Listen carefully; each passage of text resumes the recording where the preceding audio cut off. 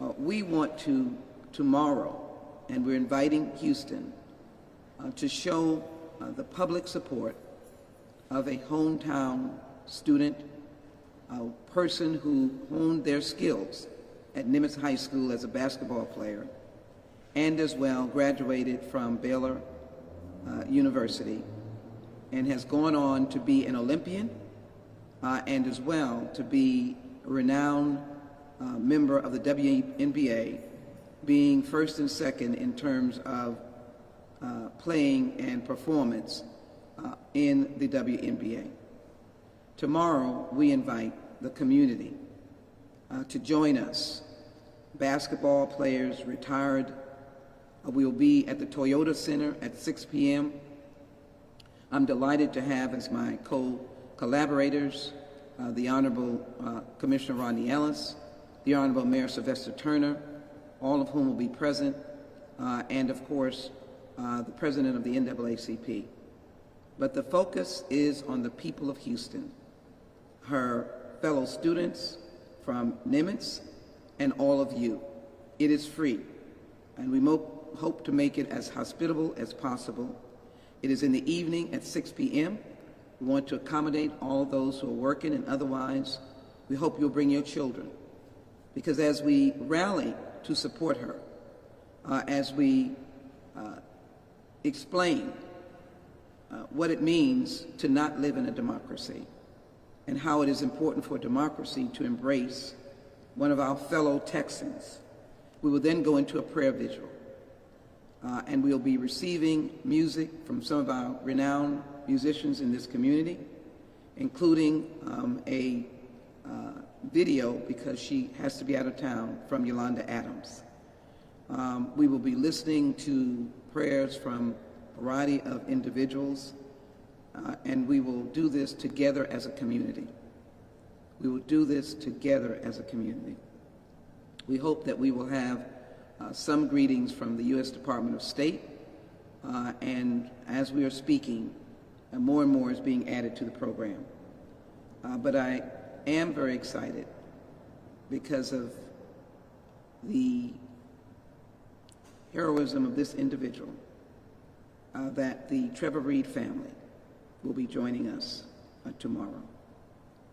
And we are grateful for them, and we are grateful for the courage of Trevor Reed. But this is a community event, and it will not be successful if we do not come together. And let us be thoughtful of the family, and let us be thoughtful of the issue. My final words on this is to explain the difficulty of a legal system that is both complicated and incompatible with issues of justice. We hope the negotiations will continue to bring about success.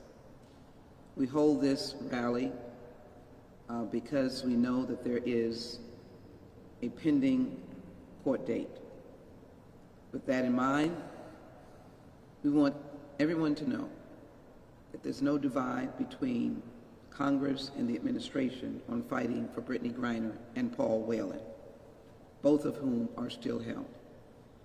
And there are members of Congress, myself, and two others, will discuss this further tomorrow, who've introduced legislation. And we want to bring Brittney Griner home immediately.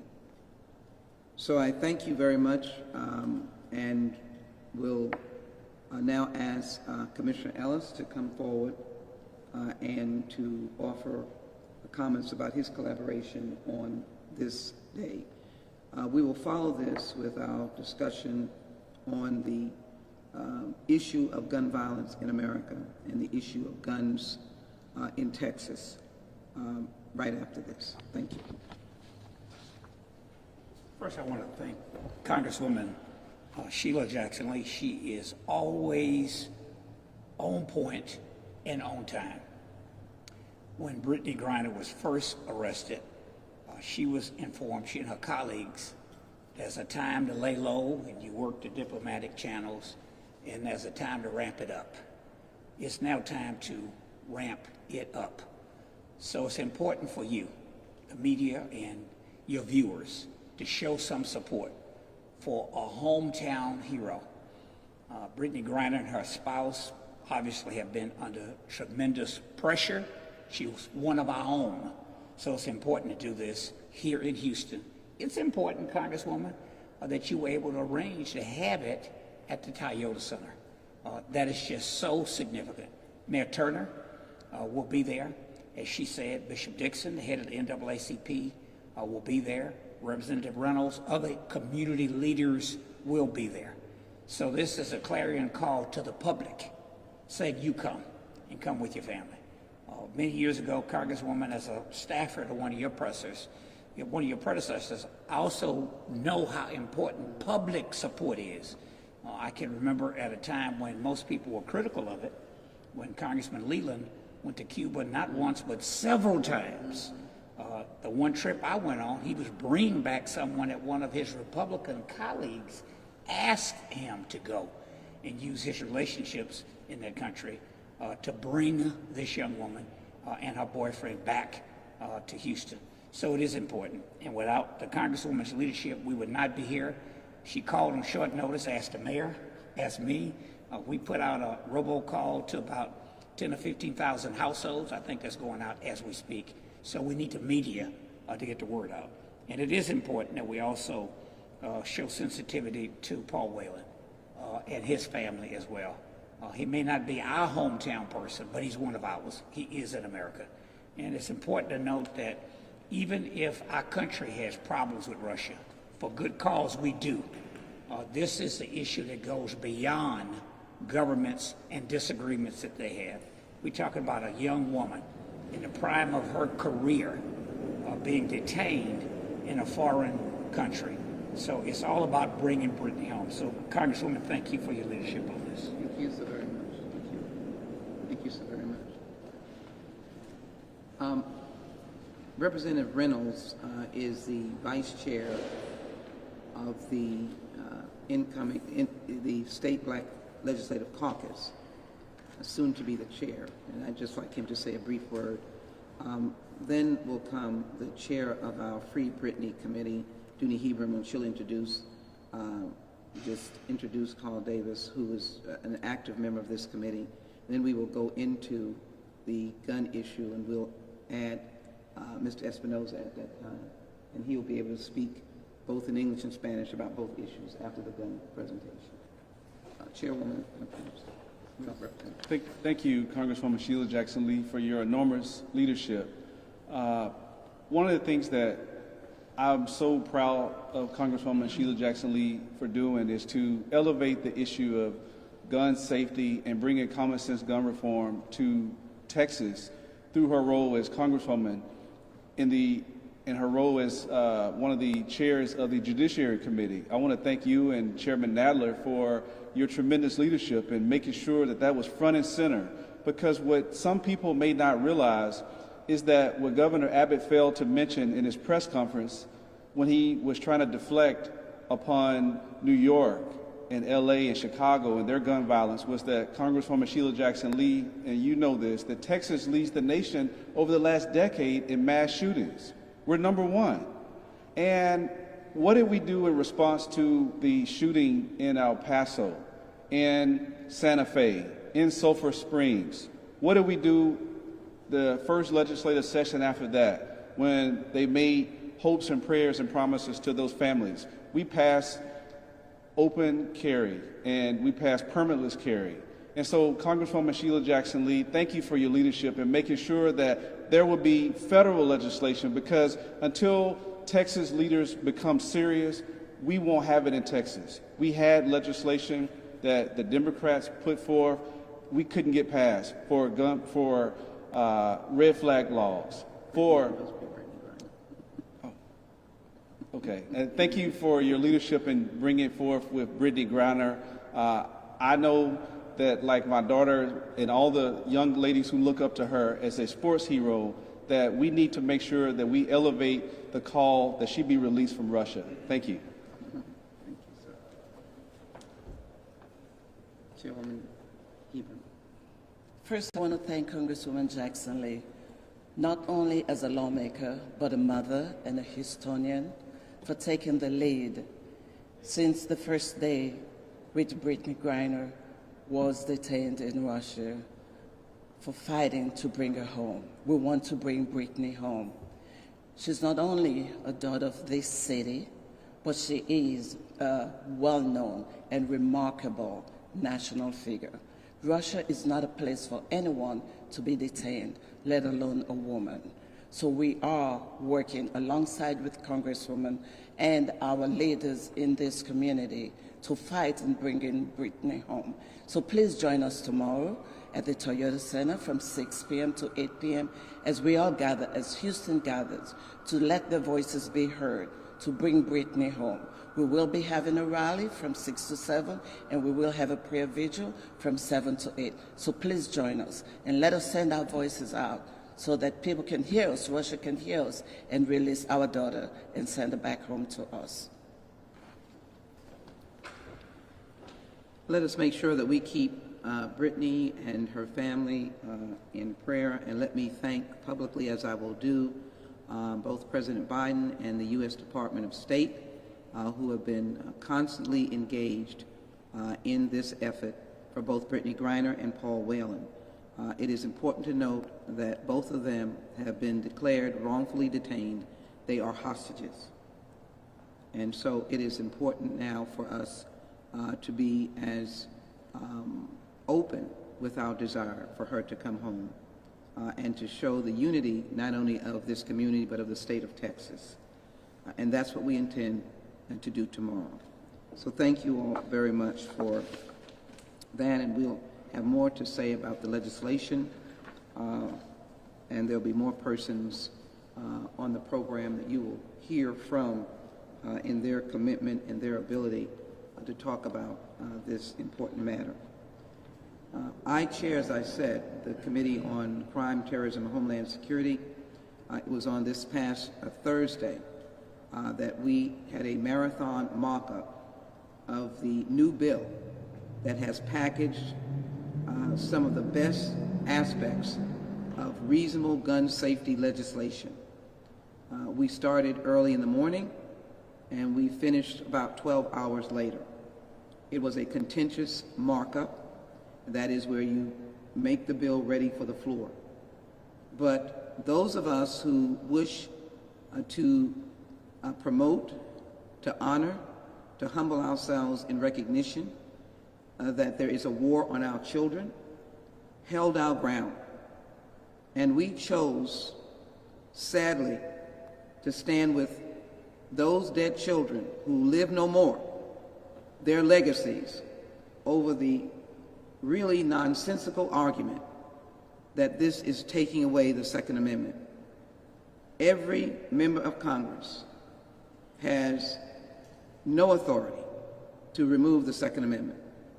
It is a part of the Constitution, and it remains a part of the Constitution. But we have a responsibility, even according to the Supreme Court, by Justice Scalia in the Heller case, that we are not to be prohibited from addressing dangerous weapons and unusual weapons. And so the bill that we put forward deals with raising the age on possession of automatic weapons. It deals with limiting the munitions that are able to be bought. The perpetrator in Uvalde, 350 pounds of ammunition. It deals with safe storage at the point of sale. So that when you buy a gun, you'll be asked to ensure that you have the devices for storage, keeping them away from a child or a teenager, student that would take that gun and wreak havoc on his community and fellow students, or someone that would run to a medical facility and kill, or go to a grocery store and kill, or kill recklessly, as was done in Philadelphia just 24 hours ago. in addition to stop gun trafficking. For states that have strong gun laws, New York, Illinois, California, and others, New Jersey, they are the victims of gun trafficking. To have universal background check. And as the grandmother called the police in Uvalde when she saw her grandson run off and had been shot, she had the strength to call the police because he bought those guns on the same day as his 18th birthday. And if there had been a universal background check or a 7-day waiting period, which I am promoting, for automatic weapons, it might have spanned the time past the final closing of the Uvalde school system. Any measure to have saved those babies' lives and those of the teachers and the beloved husband, who now been known to have died of a broken heart. He didn't need to die. His wife, the other teacher, or these children, or the trauma of the survivors, some of whom smeared blood on their bodies to survive. So this is to announce the next steps. We will go back to Washington and vote on this legislation in the House. That's the next step. There will also be a hearing in Washington, listening to the victims of gun violence who lived, the survivors, so that the nation can see that this is not without very strong merit, and that it really is a war on our children and a war on many Americans. We're not at war, but we're in a war because we have no control over the guns that are proliferating in our community. And if anyone recalls the shootout in my congressional district in early January of 2022, where police officers were dealing with a person who had a ghost gun that wounded, and thank God no one died, in terms of our law enforcement. We are banning and restraining ghost guns as well in the Protect Our Kids Act. We expect that bill to be passed before the end of the week. We also expect that then the negotiations in the Senate will intensify because they only have 10 days. But we will find any way to overcome any obstacle in the United States Senate. And then we'll work with the White House for the next steps, because I believe before the end of June, we must pass real gun safety legislation. There is a war on our children. Summer camps are beginning. Summer is beginning. School is not too far off in terms of its beginning. Just imagine what the children of Uvalde are facing, even though they announced that the Robb School would not be a school in the fall. I was in Uvalde last Sunday, and there were adults that were crying, but there were children that were crying. 9, 11, 13, they were crying. Memories that they will have for the rest of their life. Families that will never be the same for the rest of their life. So I want very briefly for Commissioner Ellis to be able to indicate the work that the County Commissioners Court is doing with Judge Hidalgo and other members, Commissioner Garcia and the other members, to recognize that local government is also a part of the effort. I do want to make the point that I have made in the hearing room on the record. Texas has no gun laws. It doesn't have red flags or court order by way of due process. It doesn't have a waiting period. It has open carry. It doesn't have an age limit on what guns you can buy. The one law that the governor was able to tout, which is of no consequence, is that you cannot have guns on the school. And then you have someone saying, well, let's arm the teachers. Well, in Texas, it says you can't carry a gun on a school campus.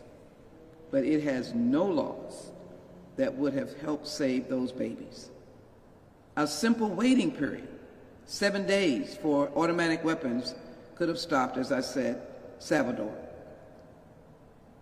a red flag law might have been able to be implemented in his 18th birthday if there were signs of his misdeeds, and there were. So I am stunned that I am confronting this in our state, which urges me even more to inform all of you that we will be on the floor voting for Protect Our Kids. We'll hold hearings, and we will push the Senate for their proposal, because one or the other will have to be on the president's desk. And we will find a way for that to be on the president's desk to save lives and to begin to end the war on our children in their own country. Just as someone said, defenseless and innocent. They died in the place that should be one of the safest places they could ever be. The legislation was introduced by myself, Chairman Nadler, and Chairman Thompson. Three of us introduced this legislation this past week, and it is now ready to go to the floor of the House. Commissioner Ellis? Thank you, Congresswoman. At Commissioner's Court at our last meeting, Judge Hidalgo, Commissioner Garcia, and I voted in support of a resolution asking that our federal government pass the very reasonable measures that Congresswoman Jackson Lee just alluded to. We also had language in it asking our state partners to step up and do their job, and if not, to give us, on the local level, the ability to do that. We have no ability to do that. Congresswoman, I neglected to mention earlier with regard to Brittney Griner, this will be the first public rally in the nation. It's appropriate that you called it, by the way, and that it be in her hometown. We just left a church service, and I want to stress how important it is for us to always offer thoughts and prayers. But there's a time when that becomes hollow. And for the governor of Texas, the lieutenant governor, the people who run the state, every time there's a tragic shooting like this, and they offer thoughts and prayers, is meaningless. I stated a couple of weeks ago, with all due respect, they ought to keep their thoughts and prayers, and they ought to pray for themselves, that they be forgiven for having the power to do something and doing nothing. In Texas, nada. All of us ought to be embarrassed. This is a federal issue, and it begs out for federal legislation. Congresswoman made reference earlier to, we know the world's not flat, but when it comes to issues like this, it is flat. What good would it be to have responsible gun control measures in New York, and you can't even keep the pandemic in a given state? Everything crosses the borders. Our neighbors to the south. That's right. The drugs come up because of the market here. The guns go down because everybody has access to one here. I'm for hunting. I'm not a big hunter, but when I've gone, I've enjoyed it. If you need an AK-47 to hunt, you're blind. I mean, that's a weapon of mass destruction. So, Congresswoman, thank you. I just want to stress it is a federal issue. Would anybody say the Second Amendment says individuals ought to be able to get atomic weapons? Or we ought to have any other weapon of mass? Can we get tanks? That's ridiculous. So, look, I hope now is the time. It's going to take pressure. And people like this Congresswoman raising hell and embarrassing them. So thank you for your leadership. That kind of support is especially important to us. Thank you, Commissioner Ellis, to us. And let me just, as I bring up Cesar Espinoza, to indicate that now we have reached a point where homicides is the #1 killer of our children, not car accidents as have been in the past, but it is, unfortunately, the idea of guns. We are also going to work very hard this week.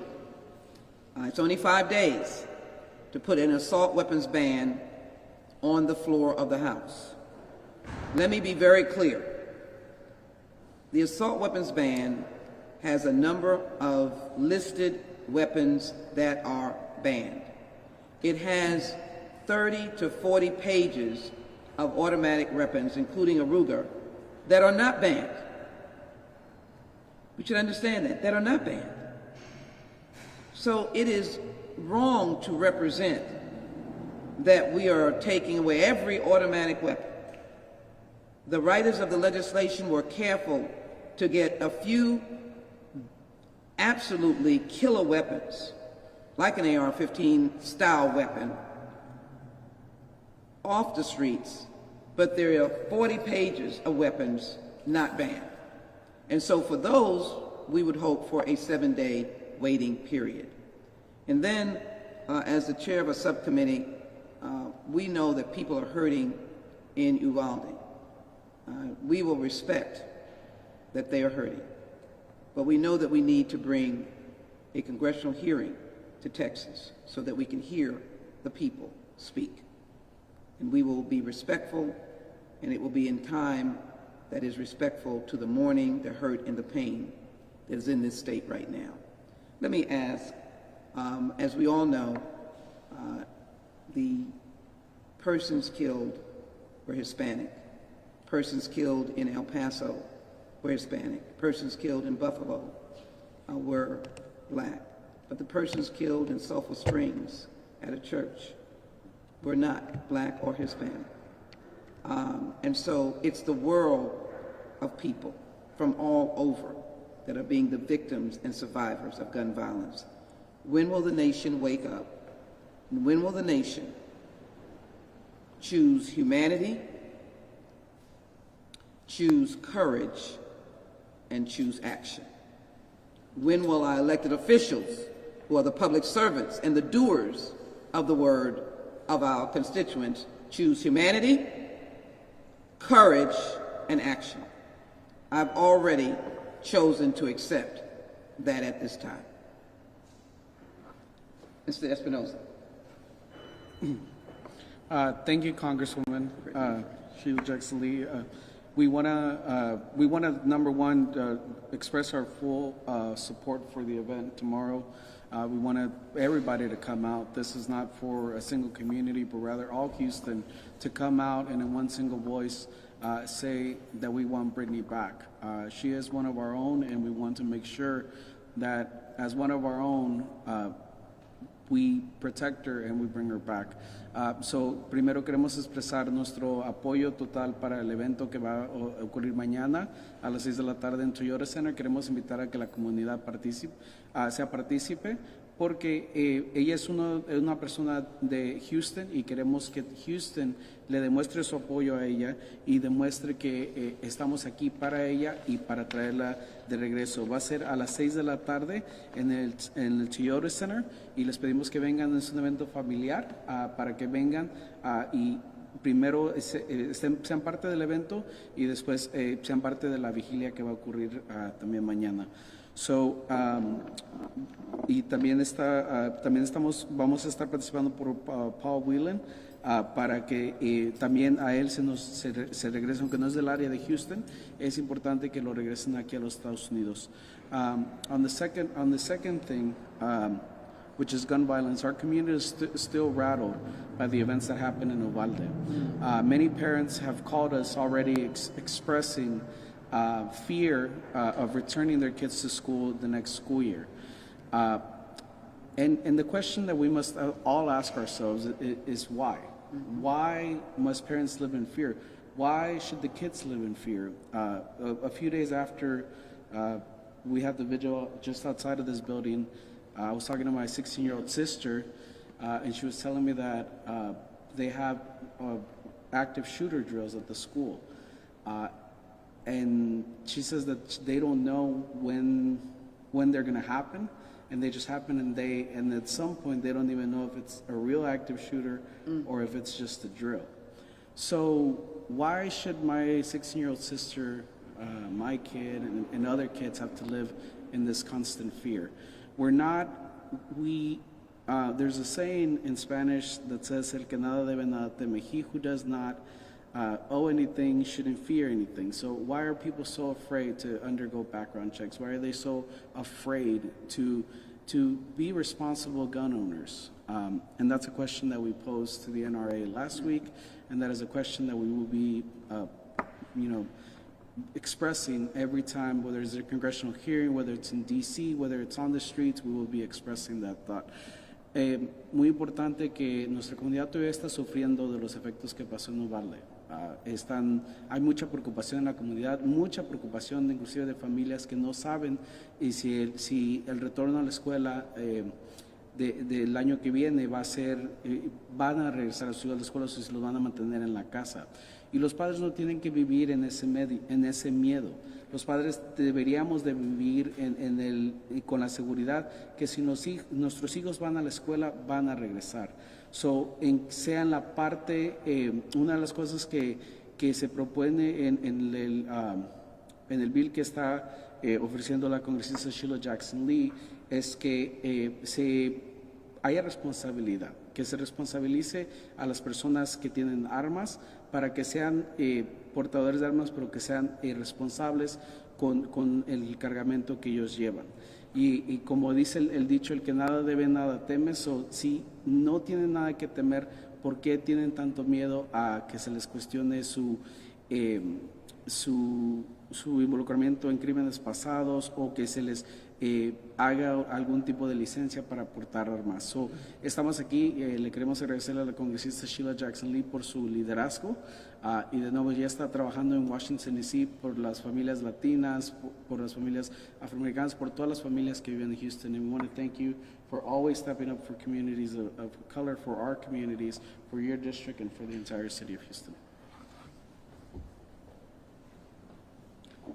We'll take questions in a minute. We'll ask Mr. Davis to speak to the importance of the prayer vigil for this community and the bringing together of religious leaders. Thank you, Congresswoman, for all your efforts and your leadership in trying to bring Brittney Griner home. As you said that on tomorrow at the Toyota Center there will be a prayer vigil. We're issuing a call to all pastors. You know that prayer does work. And as I was reflecting, it's grandparents' prayers who has lifted those young people up. And I know that whether to bring them forward through toil and through troubles that they have experienced. And we are asking all pastors, ministers from around this city, let's stand united on tomorrow with Congresswoman Lee as we pray to bring Brittney Griner home. It will take all of us working together as one. And again, thank you, Congresswoman Lee, for your outstanding leadership, along with Commissioner Ellis, who was here early, and State Representative Ron Reynolds. That's federal government, state government, and county government working together as one. Thank you. Let me conclude by thanking the lead conveners of the Brittney Griner support rally and prayer vigil, that is both Commissioner Ellis, Mayor Turner, and as well joining me is the President of the NAACP, Bishop James Dixon. Let me thank those who are here, Mr. Carl Davis, who is assisting as a member of the Free Brittney Griner Committee on the prayer vigil. Let me thank Representative Ron Reynolds, the Vice Chair of the State Black Legislative Caucus, that have been leaders on the issues of voting rights and gun safety. Thank him for that and his presence here to support Brittney Griner. Let me thank Commissioner Ellis, Rodney Ellis, who is here, and also the Commissioner's Court work in supporting us as we go back to Washington, meeting members of Congress, supporting us as we go back to Washington for this very life-changing work. We thank Cesar Espinoza, who I know will be hearing from just continuously those who have been impacted, the survivors, and we thank Fial for his work. We thank the chairwoman of the Free Brittney Griner Committee, Dooney Hebron. This is a task force that came together quickly because we knew that the silence needed to be broken by the sincerity of Houstonians and those of religious leaders. And that's what we intend to do, and do it in its right and proper order for tomorrow. Again, at the Toyota Center in the plaza, plenty of water, 6 p.m., corner of Polk and LaBranch. We look forward to seeing you there as a showing of support for, again, our hometown girl, Brittney Griner. Any questions? If Brittney Griner isn't released before and has to go through this legal process, what is your biggest concern with having to go through the legal process over there? Well, I want to be respectful. Right now, Russia is obviously in a raging war against a country that has Western ideals and beliefs. It is a democracy. It leans toward the Western allies, Ukraine. The contrast is that you could go through a system in a country like Ukraine and expect to be heard and that justice would be rendered on the facts or the law. We are completely in the dark as to the legal system that may exist in Russia. It is evident by the hostages that are still there. Paul Whelan has been to court and has not been able to make his case of innocence. Mr. Reed had been to court, was not able to make his case of innocence. And so we don't have any basis of belief that there is a system that you can be heard, and that when you are heard that you'll be given the fairness of innocent until proven guilty. And there are many aspects of the case that shows that there was an intention to remove Brittney Griner from the airport and to now make her, as been declared by the United States State Department, a hostage. So I'm not really keen on that system working. I would hope that we continue to work with Russia and recognize what system they have. I hope Russia will continue to work with us. And there are many options that are still on the table for both Brittney Griner and Paul Whelan. As someone who's on the Homeland Security Committee, can you speak about any community? I know you said you guys are in the dark with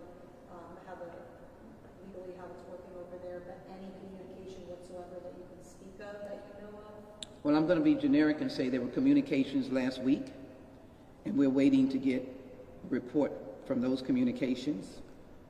They were not judicial or legal communications. They were face-to-face dialogue on how we can bring her home. And we're going to continue to look at those options. Again, she's been declared a hostage.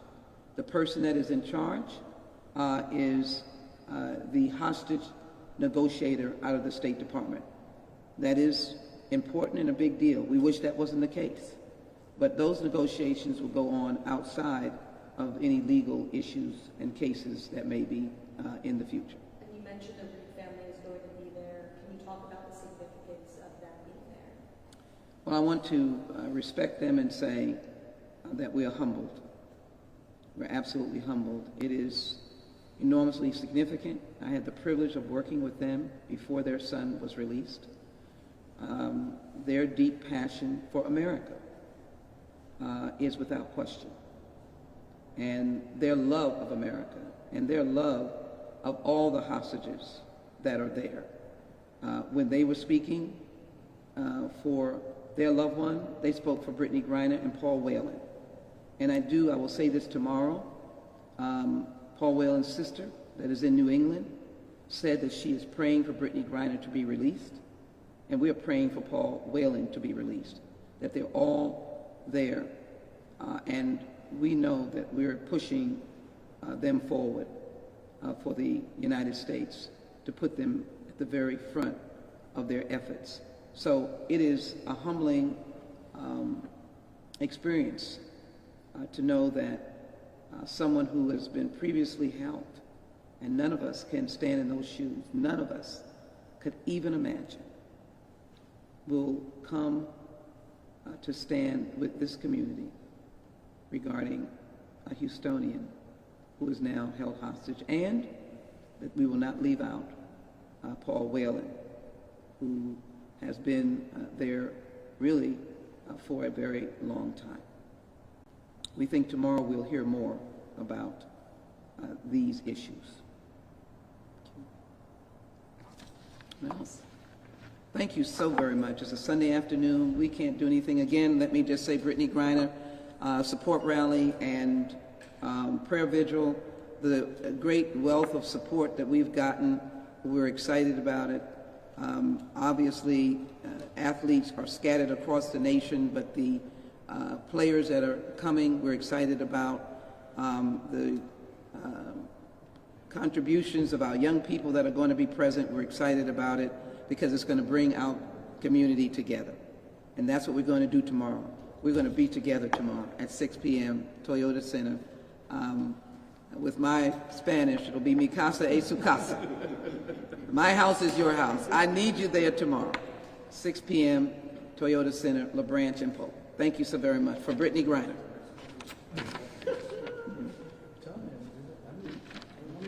You all heard me. They had this for me in testing.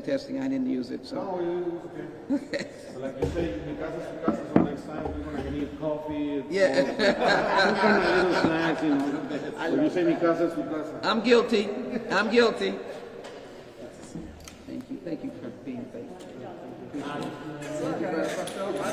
was like, well,